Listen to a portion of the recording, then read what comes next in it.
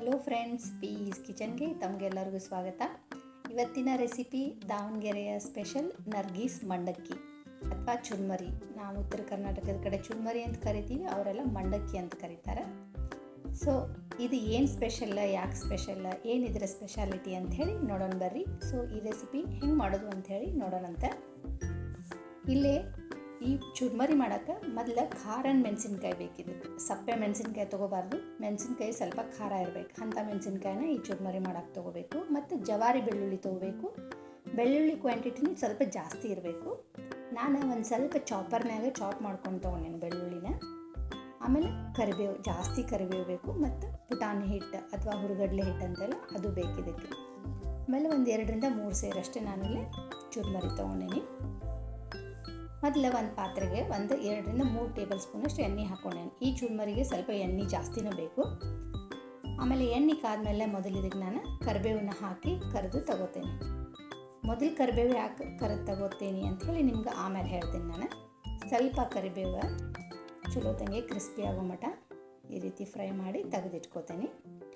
ಆಮೇಲೆ ಇದೇ ಎಣ್ಣೆಗೆ ಒಗ್ಗರಣೆಗೆ ಸ್ವಲ್ಪ ಸಾಸಿವೆ ಹಾಕ್ತೇನೆ. ಸಾಸಿವೆ ಚಟಪಟ ಅಂದಮೇಲೆ ನಾವು ಹೆಚ್ಚಿಟ್ಕೊಂಡಿರುವಂಥ ಖಾರ ಮೆಣಸಿನ್ಕಾಯಿನ ಇದಕ್ಕೆ ಹಾಕೋತೀನಿ. ಸ್ವಲ್ಪ ಕ್ವಾಂಟಿಟಿ ಜಾಸ್ತಿನೇ ಇರಬೇಕು. ಅಂದರೆ ಈ ಚುರ್ಮರಿ ಸ್ಪೆಷಲ್ ಅಂದರೆ ಸ್ವಲ್ಪ ಖಾರ ಭಾಳ ಇರ್ತೈತಿ. ಮೆಣಸಿನ್ಕಾಯಿ ಹಾಕೊಂಡ್ಮೇಲೆ ಸ್ವಲ್ಪ ಇದು ಚಲೋ ತಂಗಿ ಫ್ರೈ ಆಗಬೇಕು. ಯಾಕಂದರೆ ಇದನ್ನು 1-2 ವಾರ ಮಟ್ಟ ನಾವು ಇಟ್ಕೊಂಡು ಸ್ಟೋರ್ ಮಾಡಿ ತಿನ್ಬೋದು. ಅದಕ್ಕೆ ಮೆಣಸಿನ್ಕಾಯಿ ಹಸಿ ಉಳಿತಪ್ಪ ಅಂತಂದರೆ ಚುರ್ಮರಿ ಮೆತ್ತಗಾಗ್ಬಿಡ್ತೈತೆ. ಅದಕ್ಕೆ ಒಂದು ಸ್ವಲ್ಪ ಚಲೋ ತಂಗಿ ಈ ರೀತಿ ಫ್ರೈ ಆಗಬೇಕು ಮೆಣಸಿನ್ಕಾಯಿ. ಆಮೇಲೆ ನಾವು ಹೆಚ್ಚಿಟ್ಕೊಂಡಿರೋಂಥ ಅಥವಾ ಇಟ್ಕೊಂಡಿರೋಂಥ ಜವಾರಿ ಬೆಳ್ಳುಳ್ಳಿನ ಹಾಕೋಬೇಕಿತ್ತು. ಯಾಕಂದರೆ ಜವಾರಿ ಬೆಳ್ಳುಳ್ಳಿದ ಘಮ ಚಲೋ ಇರ್ತೈತಿ. ಮತ್ತು ಬೆಳ್ಳುಳ್ಳಿ ಸ್ವಲ್ಪ ಇದ್ರೊಳಗೆ ಜಾಸ್ತಿನ ಹಾಕಬೇಕಾಗೈತಿ. ಬೆಳ್ಳುಳ್ಳಿನ ಈ ರೀತಿ ಒಂದು ಸ್ವಲ್ಪ ಕಂದು ಬಣ್ಣ ಬರೋ ಮಟ್ಟ ಚಲೋ ತಂಗೆ ಫ್ರೈ ಮಾಡ್ಕೋಬೇಕು.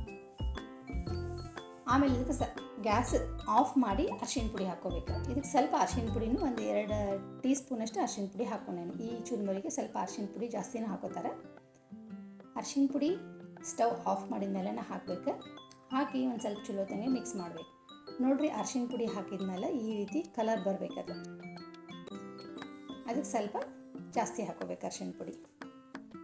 ಸ್ವಲ್ಪ ಮಿಕ್ಸ್ ಮಾಡ್ಕೊಂಡ್ಮೇಲೆ ಅರಿಶಿನ ಪುಡಿ ಹಾಕಿ ಈಗ ಇದಕ್ಕೆ ರುಚಿಗೆ ತಕ್ಕಷ್ಟು ಉಪ್ಪು ಹಾಕೋತೇನೆ ನಾನು. ಉಪ್ಪು ಹಾಕ್ಕೊಂಡು ಇನ್ನೊಂದ್ಸರಿ ಚಲೋ ತಂಗೆ ಮಿಕ್ಸ್ ಮಾಡ್ಕೋತೇನೆ. ಈಗಿದು ಒಗ್ಗರಣೆ ಸ್ವಲ್ಪ ತಣ್ಣಗಾಗಕ್ಕೆ ಒಂದು 10 ನಿಮಿಷ ಬಿಟ್ಬಿಡ್ಬೇಕು. ಆಮೇಲೆ ಚುರ್ಮರಿ ಹಾಕಿ ಮಿಕ್ಸ್ ಮಾಡ್ಕೋಬೇಕು. ಬಿಸಿ ಇದ್ದಾಗ ಹಾಕಬಾರ್ದು. ಈಗ ಒಂದು 10 ನಿಮಿಷ ಆದಮೇಲೆ ಸ್ವಲ್ಪ ತಣ್ಣಗಾಗೈತಿ.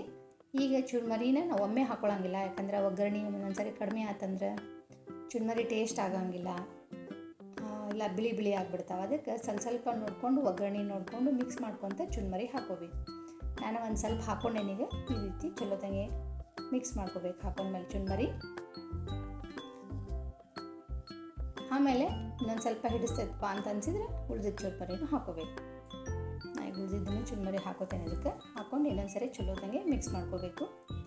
ಇದಕ್ಕೆ ಮೇನ್ ಇಂಗ್ರೀಡಿಯೆಂಟ್ಸ್ ಅಂದ್ರೆ ಖಾರ ಇರೋ ಮೆಣಸಿನ್ಕಾಯಿ ಮತ್ತು ಜವಾರಿ ಬೆಳ್ಳುಳ್ಳಿ, ಎರಡರದ್ದು ಕ್ವಾಂಟಿಟಿ ಸ್ವಲ್ಪ ಜಾಸ್ತಿನೇ ಇರಬೇಕು ಈ ಚುರ್ಮರಿ ಮಾಡೋಕ್ಕೆ. ಅದು ಈ ಮಂಡಕ್ಕಿದ ಸ್ಪೆಷಾಲಿಟಿ. ನೋಡಿರಿ, ಎಲ್ಲ ಚುರ್ಮರಿ ಹಾಕ್ಕೊಂಡು ಈ ರೀತಿ ಚಲೋ ತಂಗೆ ಮಿಕ್ಸ್ ಮಾಡ್ಕೊಂಡ್ಮೇಲೆ ಈಗ ಇದಕ್ಕೆ ನಾನು ಪುಟಾಣಿ ಹಿಟ್ಟು ಹಾಕೋತೇನೆ. ಪುಟಾಣಿ ಹಿಟ್ಟನ್ನು ಸ್ವಲ್ಪ ಜಾಸ್ತಿನೇ ಬೇಕಿದ್ದಕ್ಕೆ 2-3 ಟೇಬಲ್ ಸ್ಪೂನಷ್ಟು ಪುಟಾಣಿ ಹಿಟ್ಟು ಹಾಕೋತೇನೆ ಇಲ್ಲಿ.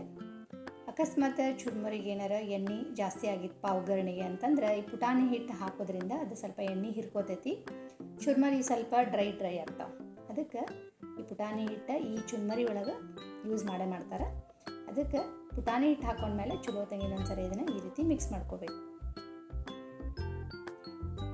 ಈಗ ನಾವು ಸ್ವಲ್ಪ ಟೇಸ್ಟ್ ನೋಡಿ ಬೇಕಂದ್ರೆ ಉಪ್ಪು ಕಡಿಮೆ ಆಗಿತ್ತಂದ್ರೆ ಇನ್ನೊಂದು ಸ್ವಲ್ಪ ಹಾಕ್ಕೋಬೋದು. ಈ ರೀತಿ ಚಲೋ ತಂಗಿ ಮಿಕ್ಸ್ ಮಾಡಿದ್ಮೇಲೆ 1 ಟೀ ಸ್ಪೂನಷ್ಟು ಸಕ್ಕರೆ ಪುಡಿನೂ ಹಾಕೋತಾರೆ. ಇದಕ್ಕೆ ಸಕ್ಕರೆ ಪುಡಿ ಹಾಕ್ಕೊಂಡು ಇನ್ನೊಂದ್ಸರಿ ಚಲೋ ತಂಗಿ ಈ ರೀತಿ ಮಿಕ್ಸ್ ಮಾಡ್ಕೋಬೇಕು. ಆಮೇಲೆ ಇದನ್ನು ಒರಿಜಿನಲ್ ಆಗಿ ಏನು ದಾವಣಗೆರೆ ಒಳಗೆ ಮಾಡ್ತಾರಲ್ಲ ಈ ಮಂಡಕ್ಕಿನ, ಇದಕ್ಕೆ ಪುಟಾಣಿ ಶೇಂಗಾ ಅವರ ಯೂಸ್ ಮಾಡೋಂಗಿಲ್ಲ. ನೀವು ತಿಂತೀರಪ್ಪ ಅಥವಾ ನಿಮ್ಗೆ ಇಷ್ಟ ಅಂತಂದರೆ ಚುರ್ಮರಿ ಒಳಗೆ ನೀವು ಹಾಕೋಬೋದು. ಪುಟಾಣಿ ಶೇಂಗಾನ ಹಾಕ್ಕೊಂಡು ಈ ಚುರ್ಮರಿನ ಮಾಡ್ಕೋಬೋದು. ಆದರೆ ನಾನಿಲ್ಲೇ ಯೂಸ್ ಮಾಡಿಲ್ಲ. ಆಮೇಲೆ ಲಾಸ್ಟಿಗೆ ನಾನು ಇದಕ್ಕೆ ಕರಿಬೇವು ಹಾಕೋತೇನೆ.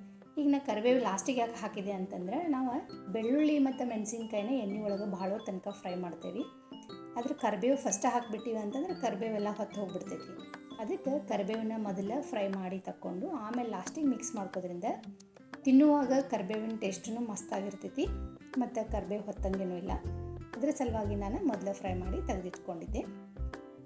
ನೋಡಿರಿ, ಇಷ್ಟು ಮಾಡಿದ್ರೆ ನಮ್ದು ದಾವಣಗೆರೆಯ ಸ್ಪೆಷಲ್ ನರ್ಗೀಸ್ ಮಂಡಕ್ಕಿ ರೆಡಿ ಆಯ್ತು. ಭಾಳ ರುಚಿಯಾಗಿರ್ತೈತಿ. ಇದನ್ನು 2 ವಾರದ ಮಟನೂ ಸ್ಟೋರ್ ಮಾಡಿ ಇಟ್ಕೊಂಡು ಯೂಸ್ ಮಾಡ್ಬೋದು, ಕೆಡಂಗಿಲ್ಲ. ಅದಕ್ಕೆ ಮೆಣಸಿನ್ಕಾಯಿ ಮತ್ತು ಬೆಳ್ಳುಳ್ಳಿನ ಈ ಒಗ್ಗರಣೆ ಒಳಗೆ ಸ್ವಲ್ಪ ಚಲೋ ತಂಗಿ ಫ್ರೈ ಮಾಡ್ಕೋಬೇಕು, ಅಂದ್ರೆ ಚುರ್ಮರಿ ಮೆತ್ತಗಾಗಂಗಿಲ್ಲ. ಸೊ ಈ ಸಿಂಪಲ್ ರೆಸಿಪಿ ನಿಮಗೆಲ್ಲರಿಗೂ ಇಷ್ಟ ಆಗೈತಿ ಅಂತ ಅಂದ್ಕೊಂಡೇನಿ. ನೀವೆಲ್ಲರೂ ಟ್ರಾವೆಲಿಂಗ್ನಾಗ ಹೋಗುವಾಗ ಅಥವಾ ಮನೆ ಒಳಗನೆ ಈ ರೀತಿ ಮಾಡಿಟ್ಕೋಬೋದು. ಸಾಯಂಕಾಲ ಚಹಾ ಜೊತೆ ಎಂಜಾಯ್ ಮಾಡ್ಬೋದು.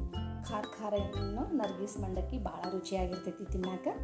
ಸೊ ಈ ರೆಸಿಪಿನ ನೀವು ಒಮ್ಮೆ ಖಂಡಿತ ಟ್ರೈ ಮಾಡಿರಿ. ಹೆಂಗೆ ಅನ್ನಿಸ್ತು ಅಂತ ನಂಗೆ ಕಮೆಂಟ್ ಮಾಡಿ ತಿಳಿಸ್ರಿ.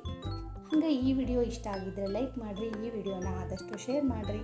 ಇನ್ನಷ್ಟು ಹೆಚ್ಚಿನ ರೆಸಿಪಿಗಳಿಗಾಗಿ ಚಾನಲ್ನ ಸಬ್ಸ್ಕ್ರೈಬ್ ಮಾಡೋದನ್ನು ಮಾತ್ರ ಮರಿಬೇಡ್ರಿ. Thank you.